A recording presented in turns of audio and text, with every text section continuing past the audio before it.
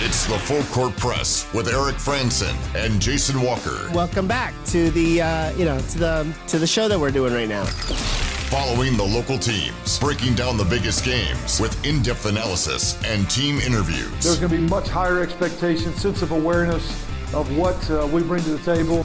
Join the show by calling into 435-752-1069 or text 435-339-0321. It's the Full Court Press. Throws, ends it, yes! caught, touchdown, they did it!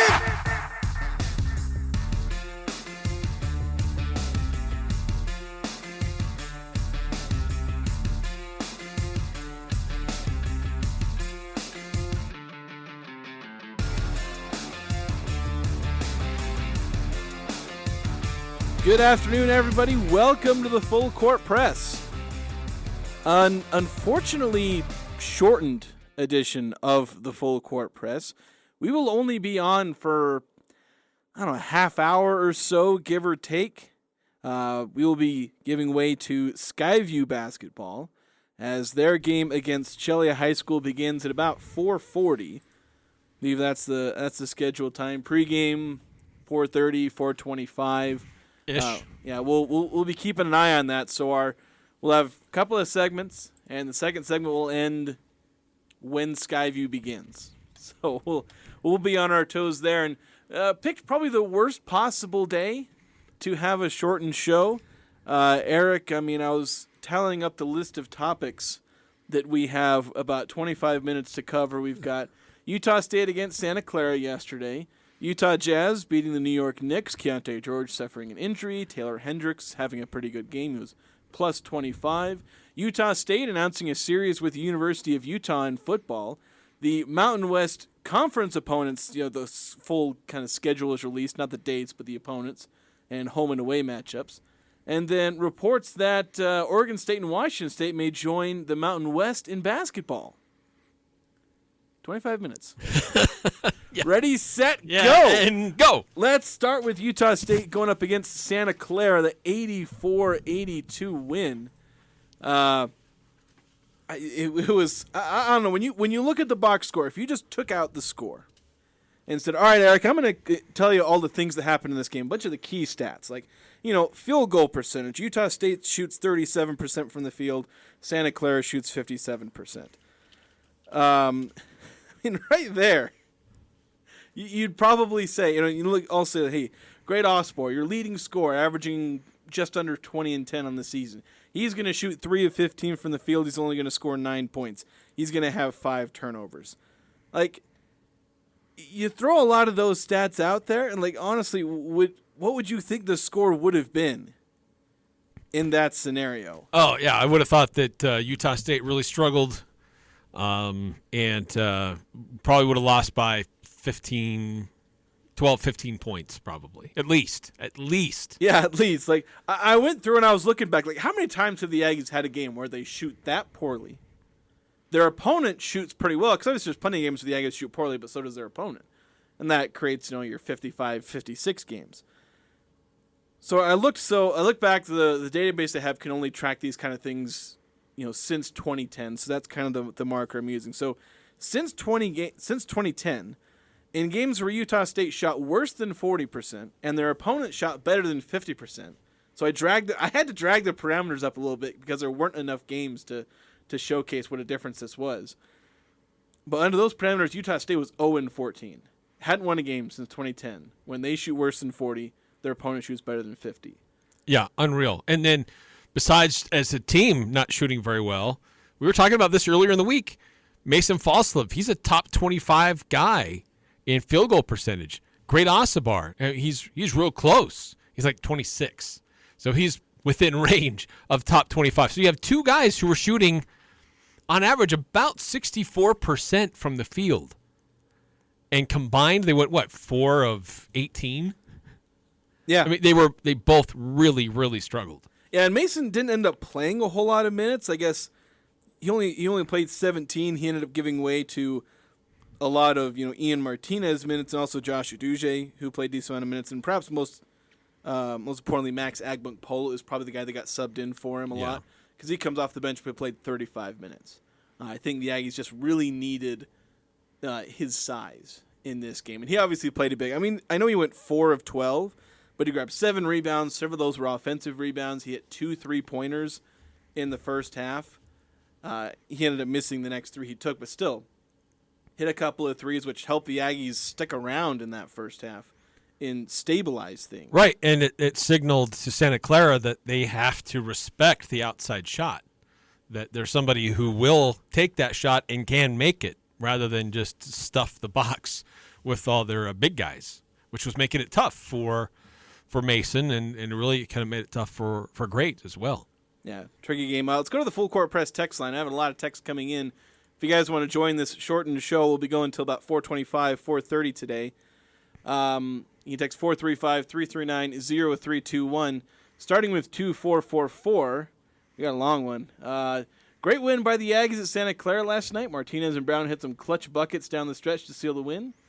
I think it says a lot about this team that they could pull out a road win, shooting 37% from the field, when Santa Clara shot 57%. Also, great accomplishment by Coach and Sprinkle to start 10-1. It's amazing that he was able to manage the best start in year one of any coach in program history, given that there was no returning production from last year's team. Hope we can keep him around for a while. Yeah, absolutely. I mean, that's an amazing coaching job, what he's done so far this year and what he got out of his guys. And that's something that we're kind of concerned about. Last week, basketball came easy to them. Right? They were able to dominate San Diego, dominate Northwest Nazarene. How would they respond to somebody who was going to make life difficult? And it was a slog. I mean, back and forth. Nobody ever really gained much of an advantage in the game, but they hung in there despite some of the troubles and struggles that they had shooting. So that really speaks to coaching and how he's prepared his team to find ways to win, even if the shot's not falling. And it's weird they're able to score 84 points shooting that bad. Again, I went back to try and find how many times have the Aggies managed to score this many points. And they've never scored 84 points, at least since 2010. Again, that's as far back as I can do a quick search. Never scored. This is the only time they scored more than 80. Their next closest in the last 12, 13 years was 77 points. I think they had a game of... I had it written down somewhere, but they had a game it was like 77. They were both in 2019, funnily enough. They had a game where they had one 80-point game. It was 81-73 against Montana State, funnily enough, against Danny Sprinkle back in 2019, and then a 77-point game. These were like the only two other games in the last 12, 13 years where they've shot 37% or worse and still scored at least 75 points, or in this case, I guess at least 77 points. Yeah, so how did they do it? I mean, they created turnovers. They had different guys step up. They hit free throws. They even though it was tough to attack the rim, they didn't not attack the rim. And so they still tried to create, and in the process, went to the free throw line. And there were some points where free throws were not falling, and that was frustrating. But overall, they got a lot of points for free at the free throw line, which ultimately made the difference. Yeah, you look at how do you outshoot a team that shoots 57% and you're shooting 37%. You talk about turnovers, rebounds. The Aggies, they got 17 offensive rebounds. They forced 19 turnovers, only committed 9 turnovers. And so you kind of add all that up and you get the free throws. Like the Aggies had 12 more free throw attempts and like 19 more field goal attempts. So add it all up, Santa Clara shoots 57%, but they only made 4 more field goals than the Aggies. They hit 32, Aggies hit 28. And the Aggies get 7 more free throws, and they had a few more three-pointers. That ends up making up the difference, and you get a 2-point win. Yeah, yeah, tremendous performance. By the way, Utah State moves up only 2 spots in the net rankings. Santa Clara with the loss, they also move up 2 spots in the net rankings. Yeah, it's kind of that close loss principle. You lose playing by a good 2. team, but you still lose. Yeah. It still recognizes as a good game that was on your schedule. Yeah, so it helps them out. Going back to the text line, 5338. Wonder how the Aggies managed 17 offensive rebounds last night against a much bigger team. Part of it is you miss that many shots, you're going to get some offensive rebounds. But aside from that, the Aggies are a good rebounding team. A little more effort, perhaps. Yeah, great effort, aggressiveness. Like, the ball is mine. I'm going to go get it. And sometimes off the long shots, when they try to shoot from outside, those can be longer rebounds that the guards are able to snag a little better. Yeah, and I think a decent number of those were, I don't know if they count team offensive rebounds in that total, but a lot of fight for the rebound, ball goes out of bounds off of Santa Clara. I can't remember if they count those in the actual team offensive rebounding total. They go down in the play-by-play as a team offensive rebound. But there certainly were a lot of those where it was just fighting for a rebound. It wasn't necessarily grabbing the rebound. It was fighting for it, and you end up with it. So hustle plays being rewarded for the Aggies. Keep going down the text line. 8968. 8968. I was trying to see if there were multiple texts. Said, well, the split is half done. Let's see if they can finish it. I'm not entirely sure what that was referring to. Sorry, 8968. Your pants? I don't know. What? What split are you talking about, 8968? Banana split. 9315. On such a big day for the Aggies to be cut out early. Yes, of course. That is unfortunate. And adding, how are we supposed to talk why people in sports media like moon pies, but say it's not a pie and pie is gross? And how can Eric tell Elf Yaj? Holy cow! What? I'm sorry. There's a lot of random inside stuff here. Just a lot of stuff. And then P.S. USU is going to make a run this year for Aggie basketball. Very exciting. There we go. Yeah, that's right. Thank Thank you. 9315. 6726 texting in. My son would like to know why Jason refers to the net as the NET rather than the net. LOL. I don't know. That's just how I had it in my head, and so that's how I say it. Even though I make fun of the NET, does it stand for something? I don't know. But, like, I make fun of people for using acronyms that add more syllables, and then I do something like this. So, my apologies to those who are bothered by me. That's how I always said it in my head, and then I got on a radio show, and that's how I start saying it out loud. So, I mean, they are capitalized. I mean, they're all caps. yeah, maybe I can look that up during the break. Oh, okay. It is. So I looked it up. It stands for NCAA Evaluation Tool Rankings. So there we go. So there you go. Right. Both work. You are allowed. Yeah, but I'm like one of 2% of people, if there's even that many, who call it the NET instead of the net. I mostly just say NET because it separates it from just the word net. And I don't know. I'm trying to justify something there's probably no reason for me doing. 9315, maybe a little clarification. It was nice to see us get bullied. Aggies said, oh, yeah, and bullied them right back. Not happened in a while. Yeah, that's what I loved about the game last night is that Utah State got pushed around, and they responded. They lost at Bradley. They've had some games that have been close and some different matchups and styles that have been tough for them. But, you know, the Bradley game, it was an overtime game. It was close. Within a possession, could have gone their way. But that just felt like that's the first game. These guys are trying to figure out how to play with under Coach Sprinkle. Last night, it felt like Santa Clara is a big team and a good team, better than their record seems to indicate. And they didn't make it easy on Utah State. So that was a necessary game for the Aggies to go through something like that because they're going to get a lot more of it. I don't know if necessarily the same style of play on Saturday or not. I'll be honest, I haven't scouted a lot of San Francisco. But when you get into Mountain West play, there's a couple of teams that will bully the Aggies, so they need to know how to respond. Yeah, and, you know, Great Osprey, this can be a good game for him because I talked about how he's played against, you know, guys that bother him with their length, and he clearly was not able to handle the length against Santa Clara. So it's, all right, how do you try and figure that out? Maybe draw a couple more fouls, you know, get the guys in foul trouble, pass out at the right time. It's like when they double team you, because everyone's going to be double teaming him until the end of time. He's never going to get away from that. And so he's going to face a lot of tough defensive matchups and teams in the Mountain West. Will he be able to keep putting up these, you know, borderline 20 and 10 type numbers? Granted, he was still rebounding pretty well. He ended up with 10 rebounds. He was a point away from snagging another double-double. But, yeah, he missed, like, at one point, I think, 7 straight layups. Yeah, he had multiple shots at the rim. He had 5 turnovers. So dealing with the pressure understanding how to feel that pressure but play through it and still finish. It was a good learning experience for him, should have been, and hopefully, looking at the film and getting some coaching that turned out to be a good experience to go through that, but still have the team with a victory.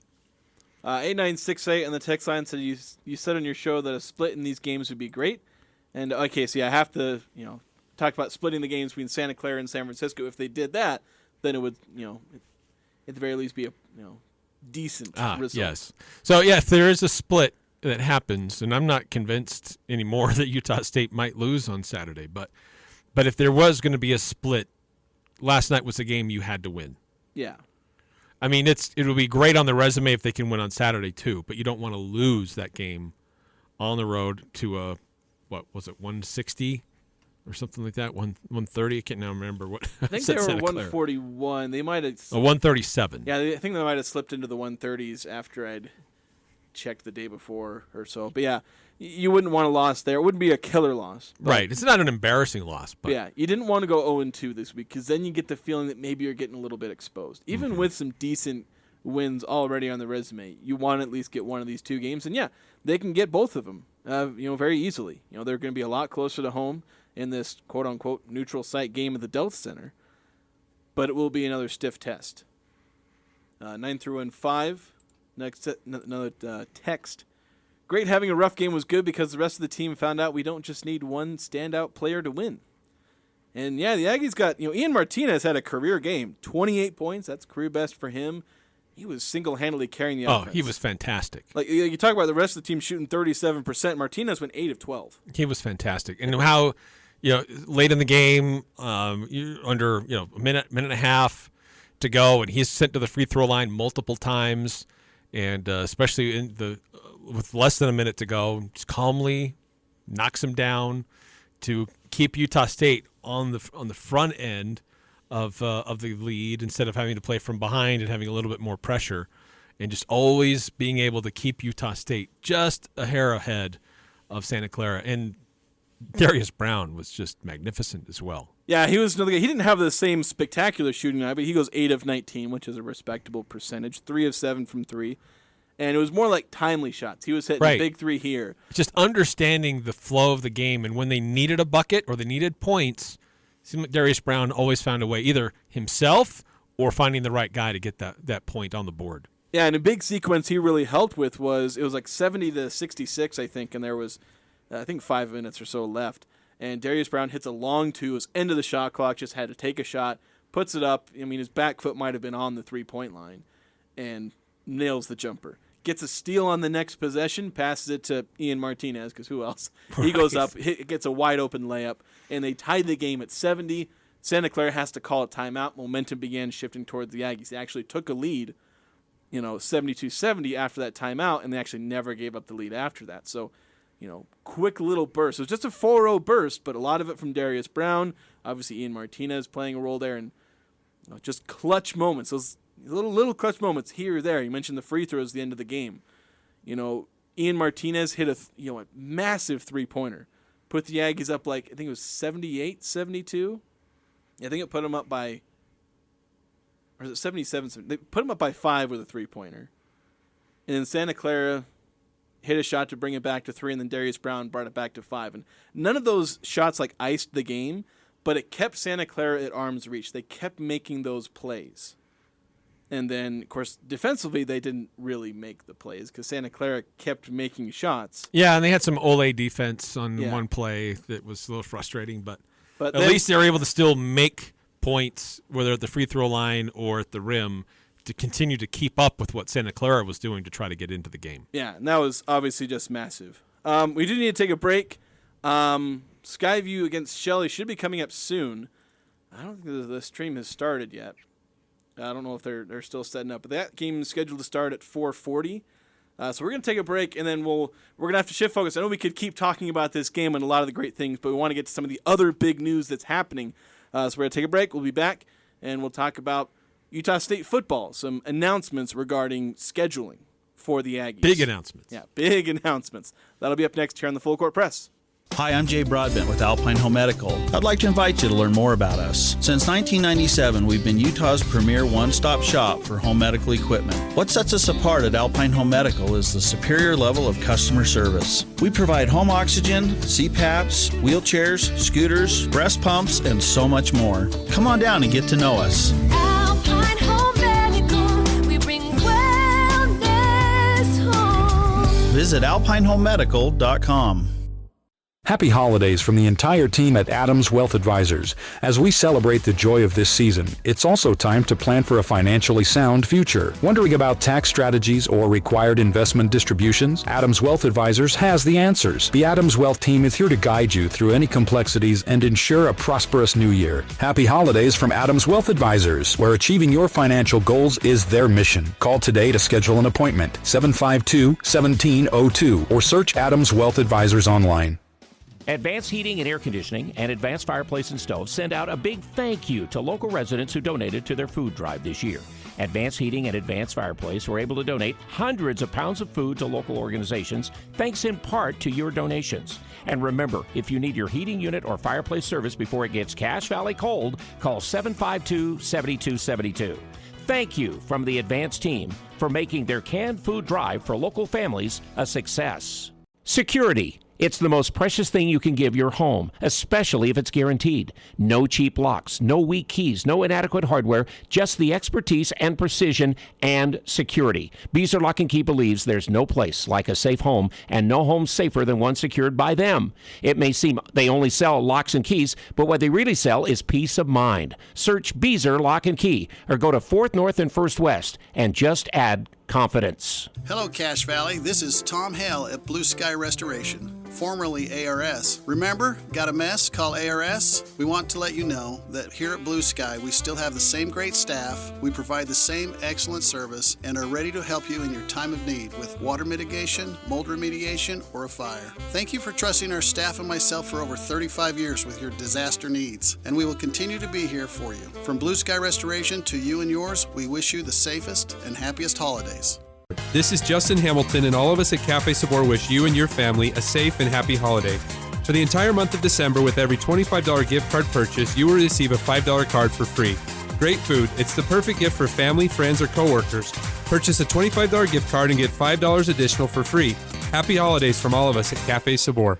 This is Nate Lamson with Valley Office Systems, your home team when local matters. Valley Office Systems is your local provider for all things office, copiers, printers, furniture, and document management. Proudly serving Cache Valley since 2007. Visit valleyofficesystems.com. Northern Utah and Southern Idaho's home for sports. It's the Full Court Press on Sports Talk Radio, 106.9 FM, 1390 AM. The Fan.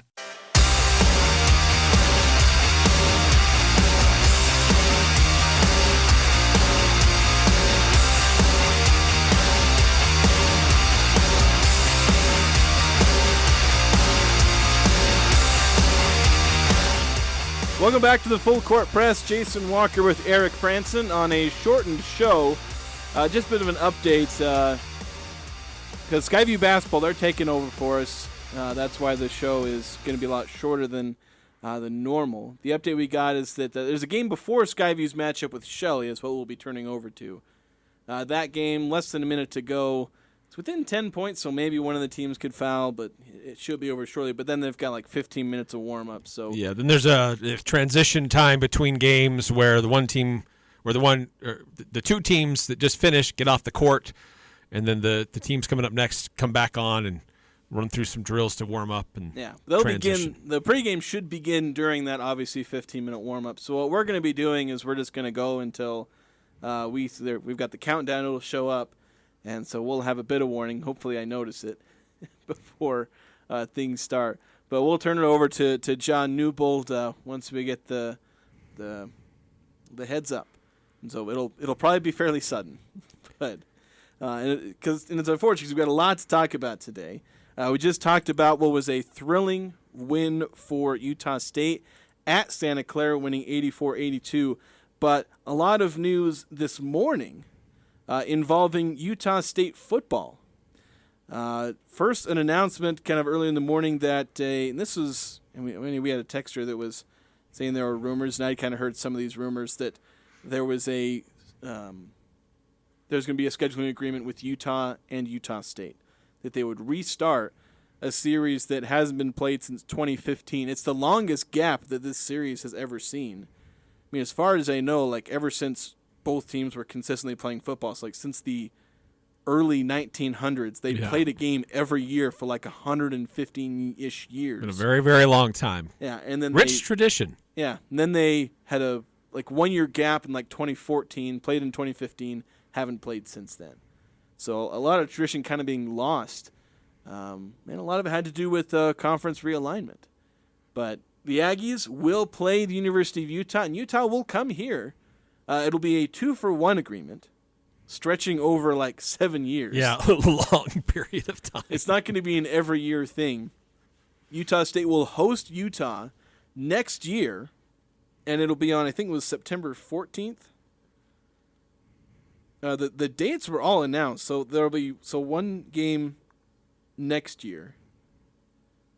Yeah, it'll be September 14th, and then there'll be a game in 2026. That'll be at Utah, and then another one in 2031 that will also be at Utah. So it's more like a 1 and 2, I guess. I mean, it's... Yeah, and we talked about that. You know, would it be anything different than a 2-for-1, and how would you feel about that? I think it's been a bit of a sticking point in the past that Utah State administrators have been, look, if we want to play you, you think it would be beneficial for both programs, but it needs to be equitable. The way that this is spread out like it is, I think I'm a little bit more at ease with it. I'm more in the camp that, look, Utah State's a good enough program. It's not a bad loss if you lose to the Aggies. It would be in football. In basketball, no. In football, that's not looked to. Like it's not. I mean, there's it's still not a the bowl same game. I mean, there's still a bowl eligible team. Yeah, it's on the regular. But for a team like Utah that's going to be playing for playoffs every year, you know, you're a little scared of a rivalry game. Just because obviously Utah State gets up for that, and so it's different from playing another non-conference team where you're not going to get, you know, the rivalry intensity. But yeah, in this case, I know it's an in-state rival, but you end up looking at it like, you know, it's basically it's going on the road to face a Power 5 team. It's like facing, you know, you go to Washington State, you go to Alabama. It's what you do, except it's going to be a shorter drive, or it'll actually be a drive instead of a flight to, you know, wherever. So, next year they're going to go to USC. So that's just kind of how it is. You're going to have to accept that you're probably going to have to accept a 2-for-1 from Utah. I don't know if they'll probably end up, if they end up playing BYU, it'll probably be a 2-for-1 in that situation. Yeah, and I don't know if it's, these usually don't say what financial considerations there are, if this is a bye game or not. But, you know what, kudos to Diana Sabo for getting this over the goal line and making it happen, because it's been a long time since the Utah State AD was able to get this on. And we know a lot of Aggie fans have been asking for this for a very long time. And I heard her in an interview early on in her tenure at Utah State that one thing that she hears probably more than anything else is to get Utah and BYU back on the schedule somehow. And that'll certainly be important. 9 through 5 actually texting, and this is about the schedule, saying if I was a recruit, I'd want to come to Utah State next year just because of the schedule. And yeah, and the thing is, with that announcement with Utah, that game being on the schedule next year, and things we already knew, they're going to play Robert Morris and Temple and, well, now Utah. So that's their non-conference. Yeah, because they had a hole in the schedule that needed to be filled. And then another announcement, you know, later in the day, well, early in the day, after the Utah announcement, the Mountain West revealed their kind of guideline. They don't have specific dates or a full, like, week-by-week schedule, but releasing which teams are going to be playing which other teams, you know, home or away, including all the conferences, you know, conference teams matchups with either Oregon State or Washington State. So we now know all of the Aggies' opponents. So in conference, they're going to host, these will be their home games, against Hawaii, New Mexico, San Diego State, and UNLV. And then road matchups against Boise State, Colorado State, and Wyoming. And then the Aggies will be on the road against Washington State. That's that 7+1. They'll play 7 conference games, 4 of those at home, 3 on the road, and then they'll be on the road against Washington State, which part of the scheduling agreement, it won't be a conference game, but it's part of the conference schedule. so to speak. Right. Yeah, Mountain West helping those two schools fill out their schedule and be able to exist as a two-team conference for right now. So yeah, we knew it was going to happen. We didn't know when it was going to be released, so excited to see it be released today. SEC announced their conference schedule just the other day, so it's that time of year where those schedules are getting put out there. Yeah, and we'll get dates and all that stuff coming down the line. But yeah, as 9 through 5 talking about, it's a pretty brutal schedule.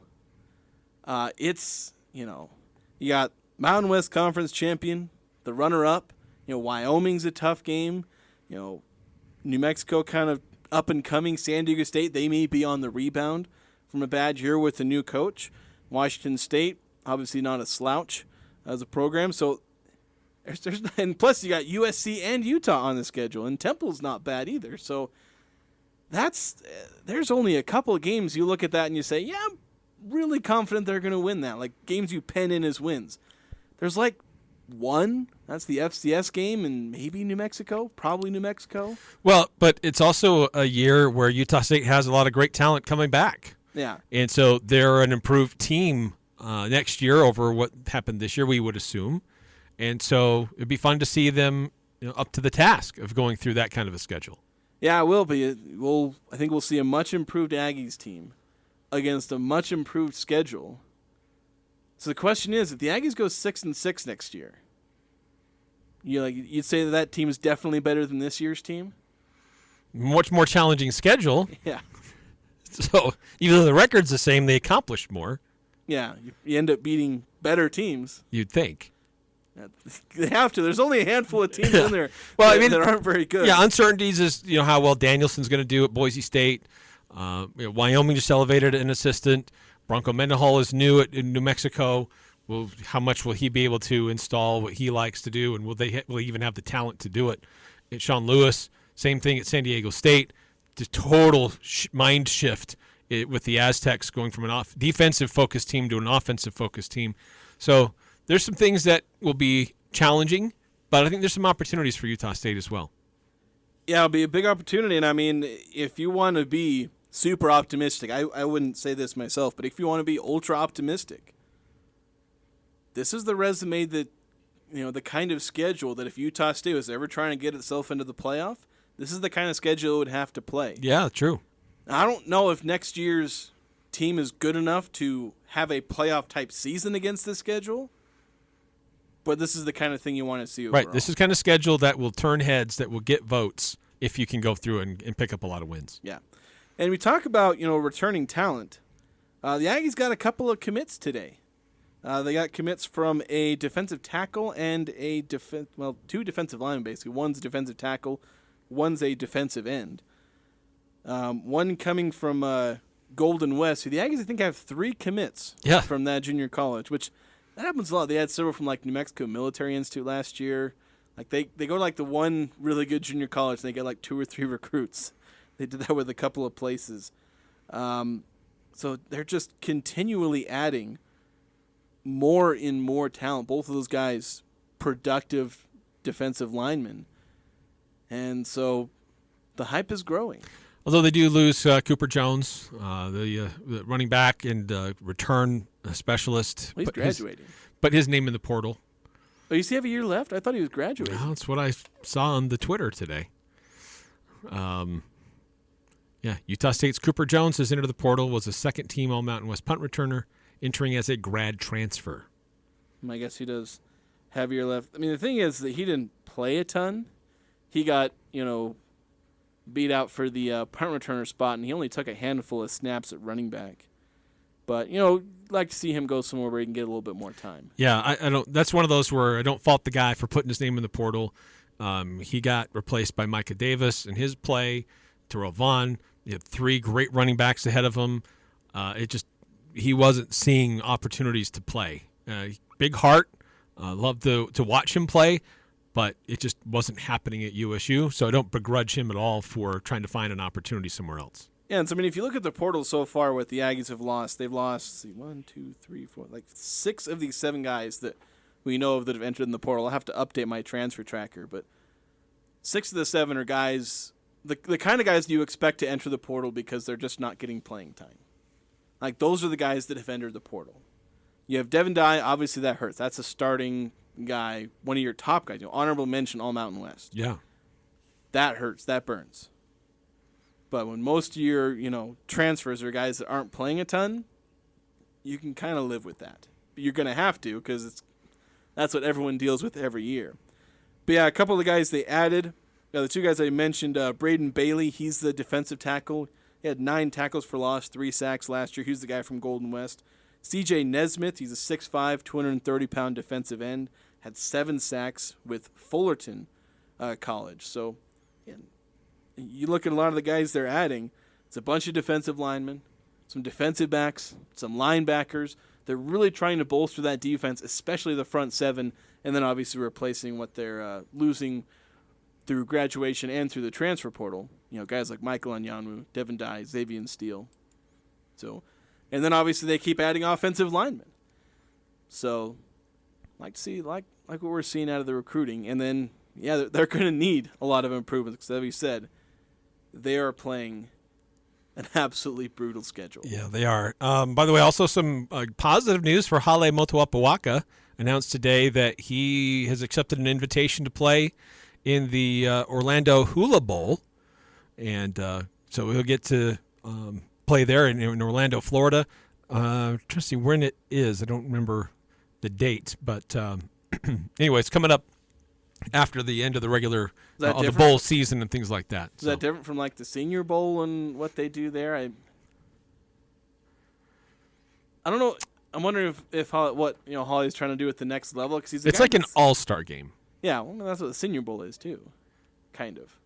And they say it's an all-star game for Hawaii and Florida. Okay. By the way, we are going to have to cut this short. Skyview Sports coming up next here on 106.9 FM, 1390 AM, The Fan.